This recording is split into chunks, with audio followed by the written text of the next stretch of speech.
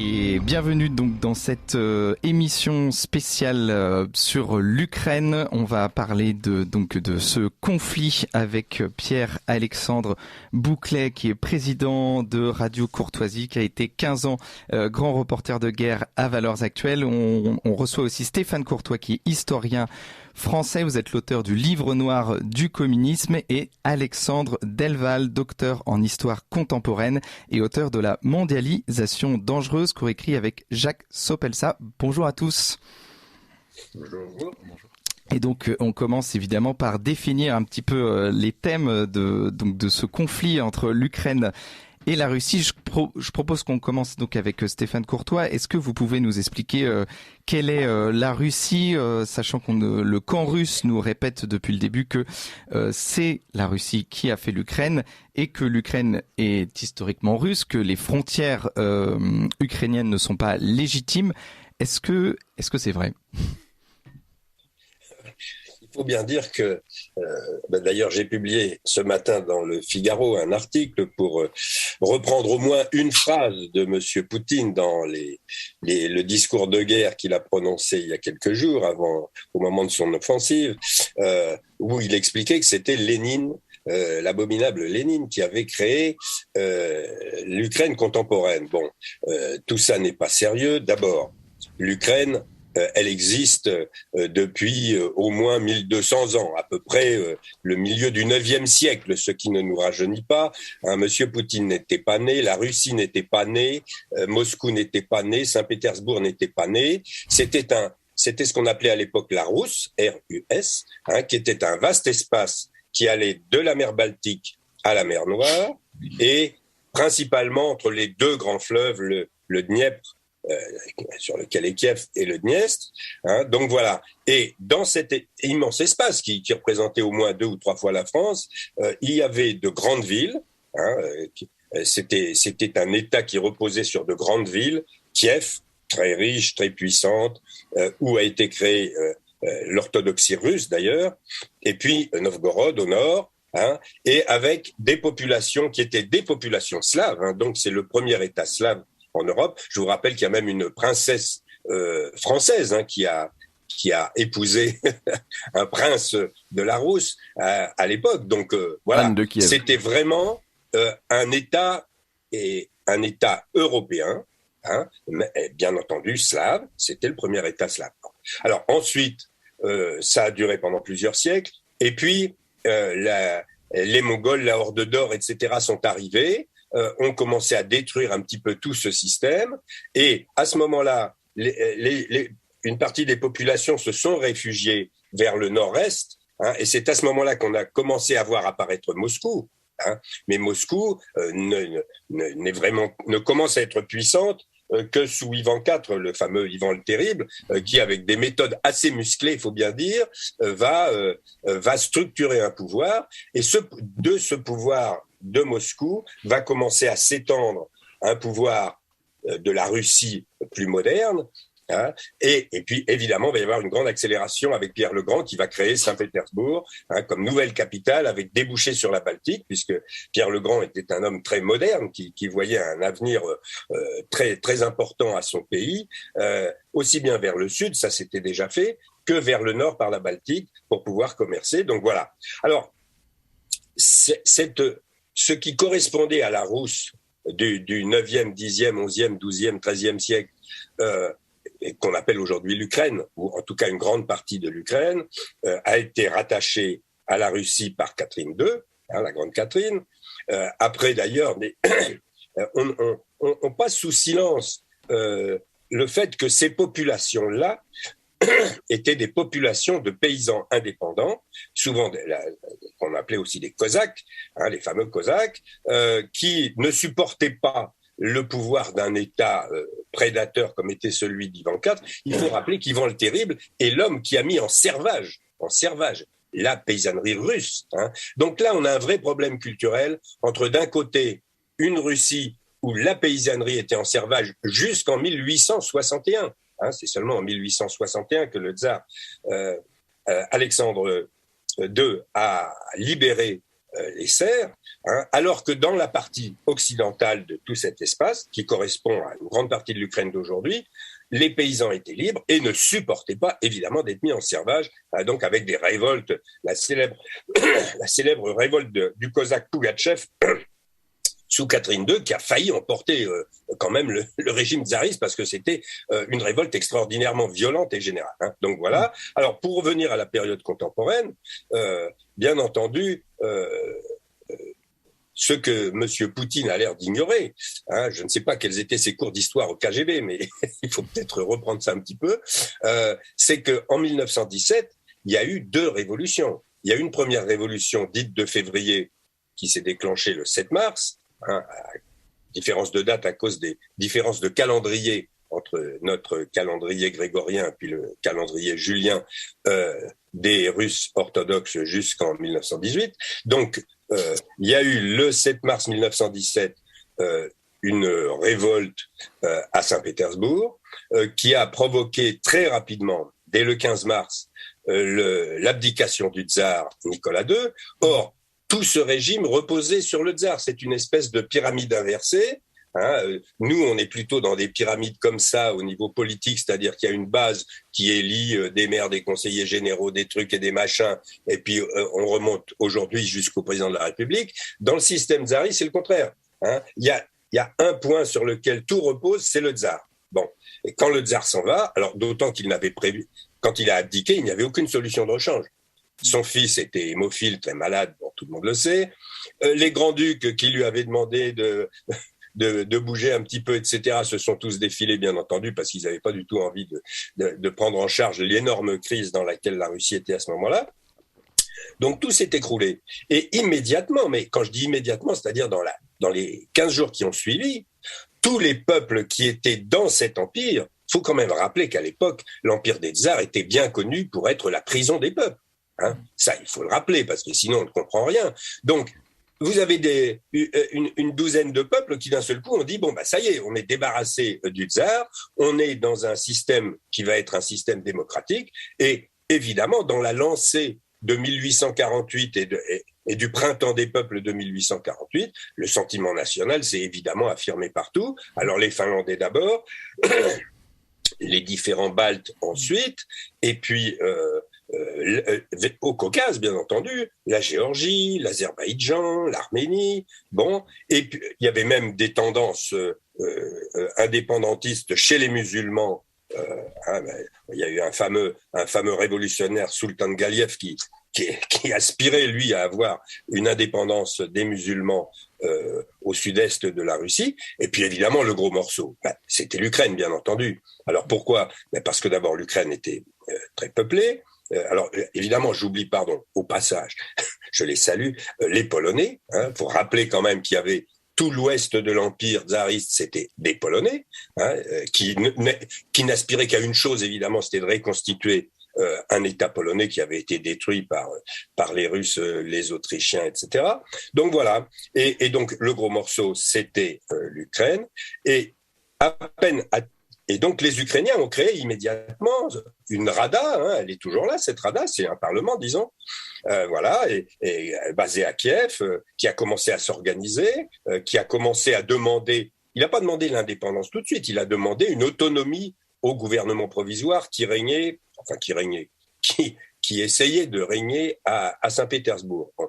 Le problème, c'est qu'en face, il y avait les bolcheviks qui ont tout fait, d'abord pour faire sauter ce gouvernement provisoire, on le sait, hein, même si ce gouvernement provisoire avait évidemment des défauts, et même s'il a fait des grosses fautes. Hein, Monsieur Kerensky, en déclenchant une offensive contre les Allemands et les Autrichiens début juillet 1917, a fait une faute monumentale parce que la Russie n'avait absolument pas les moyens militaires de cette offensive et la contre-offensive a été ravageuse, et elle a surtout servi à un certain Lénine, hein, parce que évidemment cette faute du gouvernement. Mais il y a une deuxième faute encore plus grave, c'est que Kerensky a nommé un général Kornilov, qui était un général républicain, hein, et qui comme général en chef, et puis d'un seul coup, le voilà qui était affolé en se disant ce général, un général très compétent, sérieux, pas corrompu, qui était prêt à se battre, à tenir les troupes, c'était surtout ça le problème, il fallait tenir les troupes, eh bien il s'est dit aïe aïe aïe, j'ai mis en place mon Napoléon, il va me dégager du pouvoir. Bon, et donc il a monté une embrouille pour faire tomber ce général, et à partir de là, ça a été un désastre. Lénine est arrivé très rapidement au pouvoir, donc le 7 novembre, et ce qui est extraordinaire quand même dans ce que dit M. Poutine, c'est que le premier État à qui Lénine, quand je dis Lénine, c'est-à-dire les bolcheviks, ont déclaré la guerre, c'est l'Ukraine indépendante de Kiev. Dès le 15 décembre, Lénine a commencé à envoyer des ultimatums, tout simplement parce que les gens de Kiev disaient mais nous on ne sait pas qui vous êtes, les bolcheviks vous êtes qui, on vous connaît pas et on veut pas vous connaître d'ailleurs. Alors rappelons une chose très importante qui est toujours occultée, c'est que pendant que Lénine avait déjà pris le pouvoir, se sont déroulées les premières élections générales au suffrage universel des hommes et des femmes en Russie, ce qui est quand même très exceptionnel en pleine guerre, et que ces élections ont abouti à la création d'une assemblée constituante, ce qui était quand même la demande impérative de tous les démocrates et de tous les révolutionnaires, y compris Lénine, depuis un demi-siècle. Le problème, c'est qu'évidemment, Lénine, n'ayant aucune majorité dans cette assemblée, cette assemblée s'est réunie le 18 janvier 1918, et dans la nuit, Lénine a envoyé un billet à sa garde personnelle, les lettons, une garde de tirailleurs lettons, en disant « Dégagez-moi tout ça, demain matin, je ne veux plus voir un seul député », ce qui s'est passé. Et ça a duré jusqu'en 1991, jusqu'à ce que 90 plutôt, jusqu'à ce que M. Gorbatchev organise des élections en partie libre. Simplement, mettre une goutte de démocratie dans un régime totalitaire, ça le fait sauter. Et M. Gorbatchev, sans s'en apercevoir, a fait sauter son système. Alors à partir de là, on entre dans une autre histoire, qui est l'histoire de la Russie post-soviétique.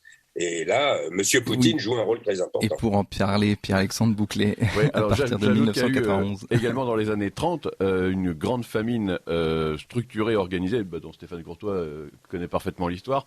On peut se rapporter au livre noir du communisme, où c'est détaillé en long, en large, en travers, qui a fait plusieurs millions de morts, entre 5 et 7 millions de morts, et qui a notamment abouti à une désukrainisation sous prétexte d'éradiquer les koulaks, donc en Ukraine et autour de l'Ukraine, il y a eu un processus de désukrainisation et de russification, puisque notamment la fameuse région du Donbass dont on parle est une région où il y a eu énormément de morts, et Staline, qui se souciait assez peu. Comparaison n'est pas raison, c'est vraiment un lapsus. Staline se souciait peu des frontières, des ethnies, des religions, des États, etc. Il brassait du matériau humain et il a russifié le Donbass en envoyant là-bas des bagnards des goulags, donc les Zeks, et c'est ce qui explique pourquoi dans le Donbass maintenant on parle majoritairement russe. C'est parce qu'il y a eu une désukrainisation par extermination de population. Voilà. Et alors, vous voulez quoi, qu'on parle des années 80 ? Oui, des années 90, peut-être Alexandre Delval. En gros, je fais rapidement, mais à partir des années 2000, en fait, il y a eu des années 90, voilà, il y a eu un effondrement de l'Union soviétique. Le problème, c'est que les Américains avaient négocié avec la Russie qu'on respecterait leur précaré, mais ils l'ont pas forcément fait, et surtout les voisins russes se sont précipités parce qu'ils sortaient d'une occupation soviétique extrêmement longue, ils n'avaient aucune envie de rester avec la Russie, et ils se sont précipités dans les bras de l'Occident, des Américains notamment, et c'est ce qui explique pourquoi l'OTAN s'est développée à ce point. L'Ukraine est restée dans le giron russe, parce qu'avec la Biélorussie, ils étaient les principaux artisans de la fin de l'Union soviétique, et ensuite, dans les années 80, dans 2000 donc, les Ukrainiens n'étaient pas satisfaits de leur travail et de leur coopération avec la Russie. Il y avait énormément de corruption, il y avait une grande influence russe, notamment dans l'exercice des services secrets ukrainiens. Et il y avait donc énormément de corruption. Les Russes n'ont pas eu une attitude, et ça c'est un vrai problème, je pense que c'est l'essentiel de tout ce qui existe aujourd'hui. Les Russes auraient dû revoir leur diplomatie de manière moderne, et c'est-à-dire qu'au lieu de continuer à voir leurs voisins comme des vassaux des esclaves ou des ennemis, ils auraient vraiment dû se mettre à jour, mettre leur logiciel diplomatique à jour et les considérer comme des vrais partenaires. Et ils ne l'ont pas fait, ce qui fait que les voisins des pays baltes à la Géorgie, etc., ont continué à voir la Russie comme une menace et n'ont eu de cesse que de se jeter dans les bras de l'OTAN, qui n'avait plus qu'à ramasser le magot, si je puis dire. C'est affreux comme terme, mais c'est quand même vrai. Et c'est pour ça que ça a été si facile pour les Américains de renier leurs engagements de départ. C'est quand même un vrai point, ça c'est très important de l'avoir en tête.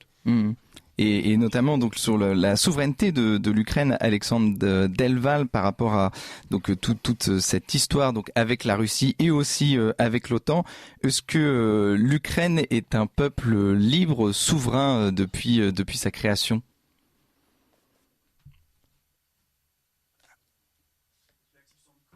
Alors, est-ce que vous pouvez activer votre micro? C'est un peuple libre et souverain, mais tout le problème, c'est que les Russes et le pouvoir de M. Poutine ont sous-estimé une réalité, c'est que même si en Ukraine, il y a beaucoup de mélanges, linguistiques, il y a des Russes qui ont été importés, ou il y a des Ukrainiens très russifiés.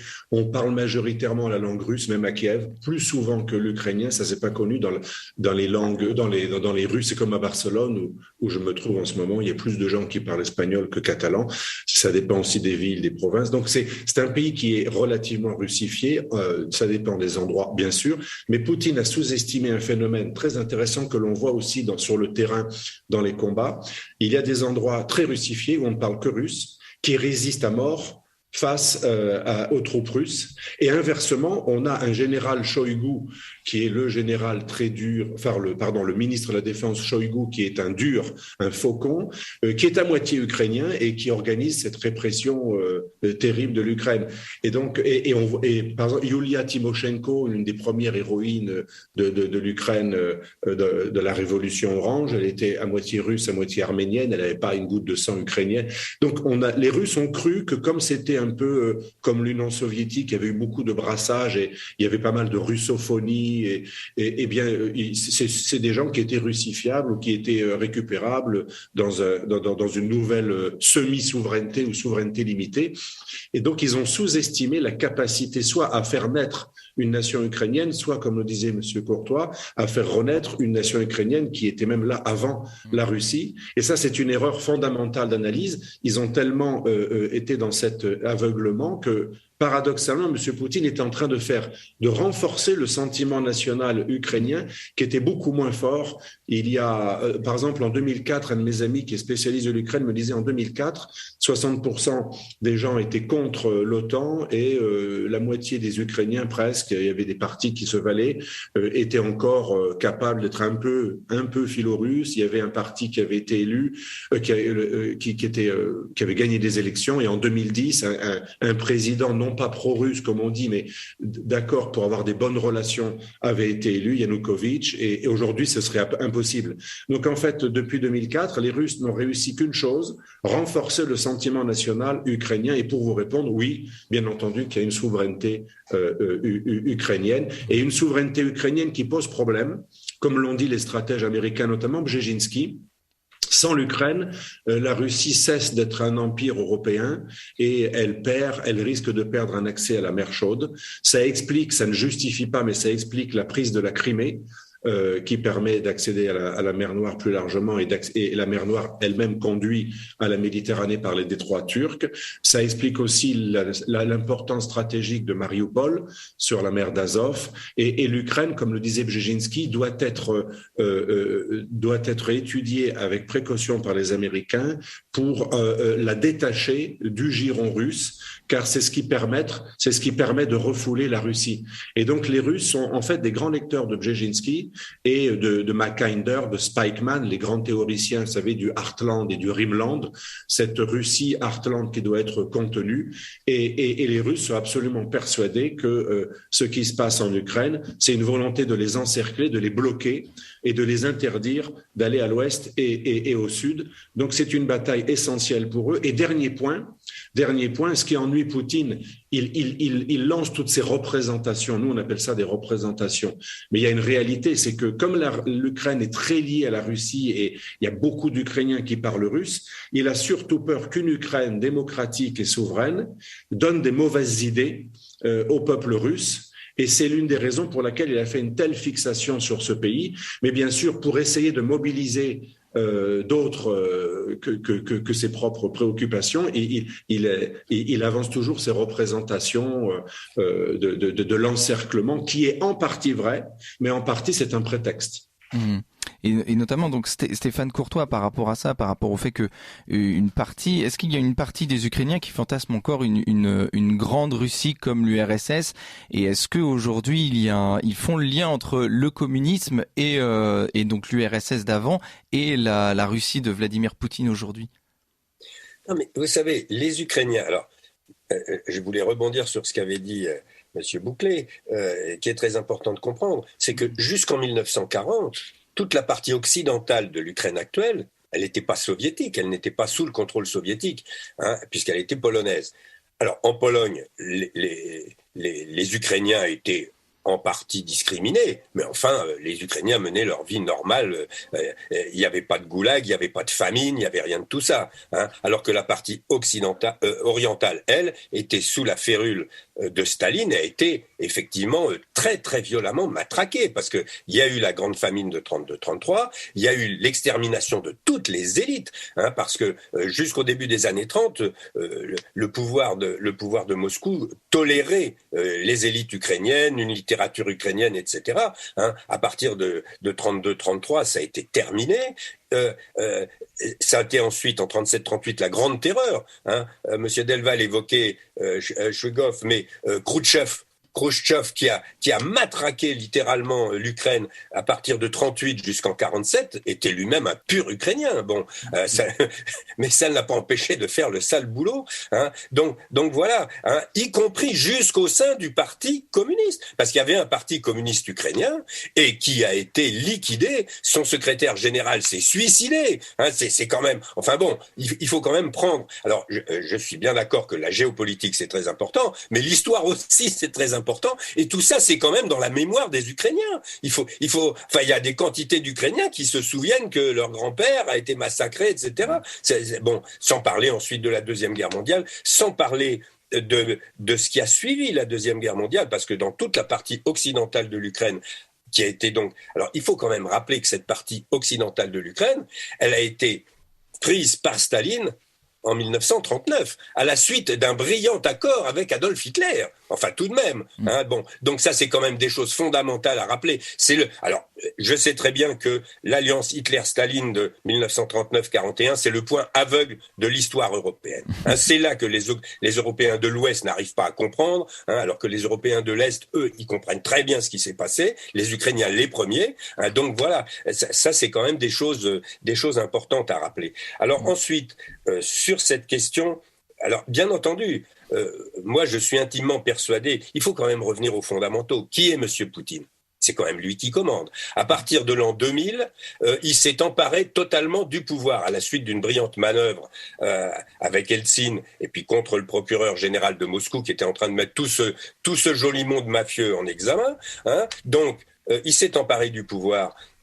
Mais il faut rappeler que quand il a été nommé par Eltsine en 98 à la tête du FSB, il faut rappeler sa phrase. Je suis heureux de rentrer à la maison. Voilà, il revenait au KGB tout simplement, parce que le KGB n'a jamais disparu. Comment voulez-vous qu'une institution aussi hautement criminelle que le KGB, 700 000 personnes disparaissent d'un claquement de doigts, ça n'existe pas. J'en parlais à l'époque avec mon ami Vladimir Boukhovski, l'un des grands dissidents soviétiques. Comme je voyais émerger ce petit Poutine, que personne, on comprenait pas d'où il venait, ce type-là. Qui c'était ? Un lieutenant-colonel du KGB qui prend la direction de la Grande Russie. Mais qu'est-ce qui se passe ? Et alors il me regardait en rigolant, il me dit non mais il y a une chose que tu n'as pas l'air de comprendre. Il me dit tu n'as pas l'air de comprendre qu'au-dessus des lieutenants-colonels, il y a des généraux. Oui, ça c'est pas faux. Donc il est clair que Poutine a été programmé par la haute direction du KGB pour pour s'approcher du pouvoir, d'abord par la direction du FSB, puis ensuite par le Premier ministre, puis ensuite par la présidence. Bon, très bien. Sauf que le monsieur a de toute évidence échappé, la marionnette a échappé à ses marionnettistes. C'est tout à fait clair. Bon, le problème, c'est que ce monsieur reste un lieutenant-colonel du KGB. Sa mentalité, c'est la mentalité KGB. C'est tu te soumets ou je te liquide. C'est à ça qu'on assiste. C'est à ça qu'on a assisté en Géorgie, c'est à ça qu'on a assisté en Tchétchénie, c'est à ça qu'on est en train d'assister. Donc, alors en plus, ce qui est plus grave, c'est que il a progressivement instauré une dictature de plus en plus fermée. Il suffit de voir la longue liste des journalistes assassinés, des intellectuels interdits. J'ai entendu hier soir, me semble-t-il, que les 2 derniers médias un petit peu indépendants venaient d'être interdits. Sa liquidation de l'association Mémorial juste avant Noël est très symptomatique. Parce que Mémorial, c'était quand même la conscience de la Russie post-soviétique. Que ce soit la conscience historique, la conscience mémorielle et la conscience démocratique. Pierre-Alexandre Bouclé, vous voulez réagir là-dessus ? Alors, juste un mot pour dire que, pour revenir à l'Ukraine, donc, en fait, ce que disait Stéphane Courtois est très important aussi sur la question des années 30 et 40. Dans les années 40, les mouvements ukrainiens nationalistes, menés par notamment Stepan Bandera, qui est bien connu aujourd'hui dans l'imagerie, a accueilli les Allemands comme des libérateurs. Mais ensuite, quand il a vu que c'était moins des Allemands que des nazis, il s'est opposé également. C'est-à-dire, il a combattu sur 2 fronts, l'Union soviétique et l'Allemagne du Troisième Reich, et il a fini déporté dans un camp. De mémoire, c'était Bergen-Belsen, mais je ne suis pas absolument sûr et certain. Et ça, c'est tout le drame de l'Ukraine, si vous voulez, cette espèce de déchirement entre l'Est et l'Ouest, et cette vocation à garder une troisième voie qui est celle de la liberté. Et les Ukrainiens sont pas du tout un peuple impérialiste ou guerrier, ils veulent être à peu près tranquilles, ils ont une mentalité très paysanne. Quand on connaît l'Ukraine, tous les dictons sont à base de ruralité, de paysannerie. Et ils n'ont pas de grandes ambitions, sinon d'être libres. Par contre, ils sont un peu tatillons, un peu orgueilleux, ça c'est l'héritage des Cosaques, et ils sont prêts à se battre et à se faire tuer pour y arriver. Et c'est le drame qui leur arrive encore aujourd'hui, c'est-à-dire qu'ils ont, à partir des années 2000, ils ont eu des aspirations à vivre librement et sans corruption. Ou avec le moins de corruption possible, parce que l'Ukraine est victime d'une corruption endémique, c'est épouvantable, de bas en haut, c'est vraiment terrible, mais il y a un effort pour s'en libérer. Et donc, d'où la révolution orange, qui avait été en grande partie encadrée par l'Europe de l'Ouest et par les États-Unis, jusqu'à des successions de régimes et la révolution de 2013, qui correspond quand même à laver un affront épouvantable fait par leur propre chef d'État, Yanukovych, à qui Poutine refusait de serrer la main, tellement il était abject, et que Poutine n'a jamais même reçu au Kremlin depuis 2013, tellement il le méprise. Donc ça vous donne une idée du personnage. Et donc ils ont essayé de se libérer de cette dictature. C'est les grandes révolutions de Maïdan en 2013, qui a débouché sur la guerre dans le Donbass. Et après la révolution de 2013, donc le pouvoir est pris par un nouveau président qui s'appelle Poroshenko, à qui a succédé Zelensky aujourd'hui. Poutine ne peut pas laisser l'Ukraine sans rien faire, donc il s'empare de la Crimée en une opération extrêmement maîtrisée et sans bavure. Et simultanément, se déclenchent dans le Donbass, donc ces régions dont on parlait tout à l'heure, des mouvements séparatistes actionnés par la Russie. Et là, l'Ukraine riposte, se déclenche une espèce de guerre larvée, de conflit gelé, comme on dit, une zone grise. Le Donbass est une zone grise. Et c'est dans cette situation qu'on était depuis 2014-2015, quoi. Et là, malheureusement, les séparatistes engagent eux aussi des combats. C'est pour ça qu'il y a eu des combats. Alors après, on parle, dans l'imagerie russe actuellement, on parle d'épuration ethnique et de génocide du Donbass. C'est n'importe quoi. Ça, il faut quand même en faire un point là-dessus, c'est important. Il n'y a pas de génocide dans le Donbass. D'ailleurs, il n'y a pas une fois dans les accords de Minsk le mot mis à terme du génocide des gens du Donbass, parce que tout le monde sait que c'est n'importe quoi. C'est pimpon, hein. C'est vraiment au fou. Il y a tellement un génocide que le gouvernement ukrainien continue de payer les retraites des gens du Donbass. Là, ça, c'est un point important, il faut vraiment le savoir, parce que on dit n'importe quoi aujourd'hui dans les médias, et le travail de Radio Courtoisie, c'est notamment de réinformer, donc il faut quand même le faire. Notre président est là pour le faire. Exactement. Mais non, c'est vraiment important, ce sont des points, sinon on se laisse absorber par la propagande, et c'est pas très positif. En revanche, voilà, les accords de Minsk, dont on parlait tout à l'heure, n'ont été respectés par strictement personne, notamment parce que le premier point des accords de Minsk, c'était cessez-le-feu immédiat, les deux camps ont continué des affrontements sporadiques, et départ de tous les combattants étrangers du sol ukrainien, mais à cette nuance que les Russes ont dit, bah oui, mais comme nous, on n'est pas dans le Donbass, on n'a aucune raison de partir, parce que leur présence était tenue secrète. Or, bon, c'est une tarte à la crème, tout le monde sait bien que les Russes sont dans le Donbass, mais eux ont dit, bah non, on n'est pas dans le Donbass, donc il n'y a pas de raison de partir.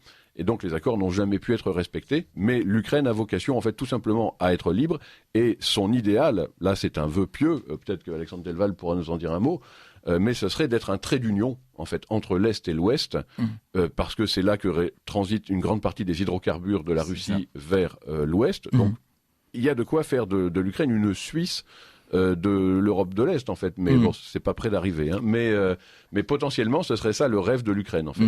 Justement là-dessus, Alexandre Delval, d'un point de vue économique...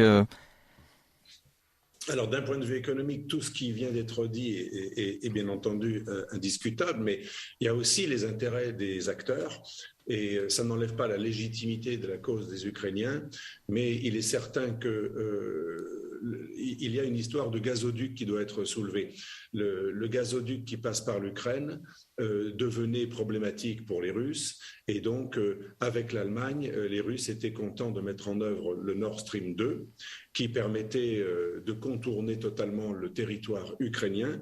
Et vous savez, quand vous risquez de perdre le passage d'un gazoduc, vous perdez les royalties, c'est-à-dire ce que ça rapporte. Et les Ukrainiens avaient un grand manque à gagner. Ils étaient absolument furieux de ce Nord Stream 2. Et les Américains aussi n'étaient pas contents du Nord Stream 2, puisque ça enlevait un pouvoir de nuisance ou un pouvoir tout court aux pays de passage qui étaient en moins bonne relation avec la Russie. Donc ce Nord Stream 2 était extrêmement important. Il a joué beaucoup de rôles. Depuis Obama, Trump et avec Biden, 3 présidents successifs étaient contre Nord Stream 1 et 2, n'ont cessé d'accuser l'Allemagne de faire le jeu de la Russie voulant écarter le territoire ukrainien et l'Allemagne préférant un tracé qui pose moins de problèmes et les Ukrainiens perdant des royalties. Les Américains ont réussi leur coup. Bien entendu, on peut mettre en question cela et c'est peut-être pas le moment de le dire aujourd'hui. L'heure est à l'émotion et au soutien aux Ukrainiens, mais il faut quand même rappeler qu'il y a une guerre du gaz. Les Américains rêvaient de prendre la place du gaz russe, notamment avec leur gaz de schiste, qui est une catastrophe économique, qui coûte très cher. Il faut l'amener en méthanier, le liquéfier, ensuite le regazifier. Il faut des installations. On n'a pas encore tout ce qu'il faut en Europe. Mais déjà, de leur surplus, les Américains exportent 30% de leur surplus vers l'Europe et ils voudraient en exporter encore plus. Et ils voudraient aussi, c'est pas uniquement prendre la place des Russes, faire en sorte que l'Allemagne dépende moins du gaz russe, parce que la grande phobie des grands géopolitologues depuis toujours, et surtout des stratèges américains et anglais, depuis Mackinder et Spykman, c'est la phobie d'un heartland russe qui se rapproche de l'Allemagne et qui crée une sorte d'autonomie continentale et qui signifie la fin de l'hégémonie américaine. Et ça, les Américains ont assez bien joué de leur point de vue, même si on est quand même au bord. On a un petit risque de déflagration, donc tout le monde a joué un peu avec le feu, mais les Américains n'ont pas cessé d'agiter le chiffon rouge qui a rendu littéralement fou le taureau russe, c'est-à-dire l'histoire de l'OTAN dont ils savaient que c'était une fausse promesse, que les Ukrainiens ne pouvaient pas y rentrer, en tout cas pas avant longtemps. C'est comme l'Union européenne, c'est du blabla. Mais le chiffon rouge, qui n'était pas une promesse, c'était juste on ouvre la porte, on ne ferme pas la porte. Ça a rendu hystérique Poutine, et je voudrais préciser quelque chose de très important. Ce n'est pas que Poutine qui est furieux et qui devient hystérique à propos de l'Ukraine et de l'OTAN. Je me rappelle personnellement d'une rencontre, j'étais parti avec un général français voir le général Lebed, le fameux Lebed qui a failli être présidentiable, qui était une star un petit peu politique à l'époque, gouverneur de Krasnoïarsk. Il est mort juste après d'un accident d'hélicoptère. Mais en 99, ce fameux Lebed nous disait devant ce général français avec qui j'étais, ça finira en Troisième Guerre mondiale si vous continuez à nous chatouiller, à venir sur nos plates-bandes, à faire des guerres comme celle du Kosovo et à bafouer nos intérêts et à nous encercler. Cette phobie de l'encerclement, je l'ai entendu de la bouche de Primakov un jour que j'ai rencontré lors d'un salon du livre. Primakov, le fameux Kissinger russe, lui aussi, de manière plus douce, nous disait c'est un casus belli total. Il faut savoir que même Medvedev a eu des propos très durs là-dessus. Donc, je dirais, c'est même pas uniquement les gens du KGB. Je pense que toute l'élite nationaliste russe le pense. Et d'ailleurs, Zhirinovsky a été beaucoup plus dur. Récemment, Zhirinovsky, qui est en train de mourir, le patron du parti libéral-démocrate, qui n'a rien de libéral ni démocrate, c'est un parti d'extrême droite. Zhirinovsky n'a pas arrêté de parler de bombes nucléaires. Les staliniens ou les communistes qui ont encore monté dans les élections récemment le pensent aussi. Et la plupart des nationalistes russes, même qui ne sont pas du tout KGBistes, je fais allusion à toute une tendance un peu néo-tsariste, très orthodoxe. Par exemple, j'ai rencontré le père Tikhon en Russie, qui est le confesseur de Poutine. C'est un homme extrêmement célèbre en Russie. C'est son confesseur. C'est un moine très orthodoxe qui a failli être patriarche, mais il pense même que le patriarcat, ça ne lui convient pas. Il est au-dessus de tout ça. Il est extrêmement populaire. Et il nous a parlé de l'Europe perverse et satanique et de l'Occident satanique pendant, j'étais avec une délégation. Ce que je veux dire par là, c'est qu'il n'y a pas que Poutine. Il ne faudrait pas faire l'erreur de penser que c'est lui. Il y a aussi, certes, les anciens du KGB, mais il y a aussi les gens de Gazprom avec toute l'équipe de Sechin et tout un pouvoir non apparent gazier. Et il y a aussi un pouvoir néo-orthodoxe qui donne une influence, qui influence beaucoup.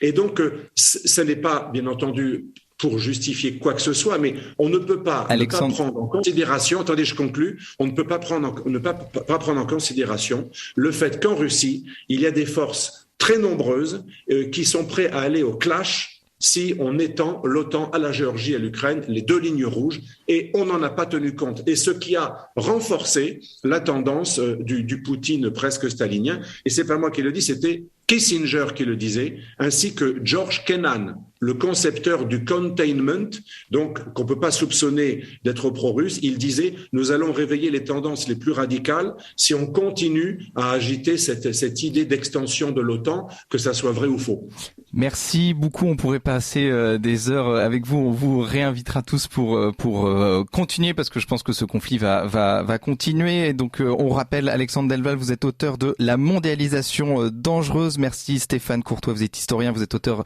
du livre noir du communisme. Pierre-Alexandre Bouclé, vous êtes président de Radio Courtoisie.